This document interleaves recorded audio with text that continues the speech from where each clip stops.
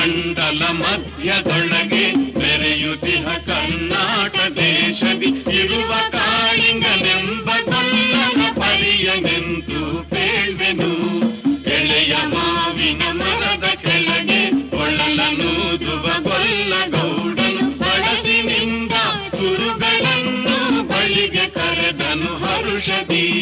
ಗಂಗೆ ಬಾರೆ ಗೌರಿ ಬಾರೆ ತುಂಗಭದ್ರೆ ತಾಯಿ ಬಾರೆ ಪುಣ್ಯಕೋಟಿ ನೀನು ಬಾರೆ ಎಂದು ಗೊಲ್ಲನು ಕರೆದನು. ಗೊಲ್ಲ ಕರೆದ ಧ್ವನಿಯ ಕೇಳಿ ಎಲ್ಲ ಹಸುಗಳು ಬಂದು ನಿಂತು ಚೆಲ್ಲಿಸೂಸಿ ಹಾಲು ಕದೆಯಲು ಅಲ್ಲಿ ತುಂಬಿತು ಬಿಂದಿಗೆ. ಸತ್ಯವೇ ಭಗವಂತನೆಂದ ಪುಣ್ಯಕೋಟಿಯ ಕಥೆಯಿದು.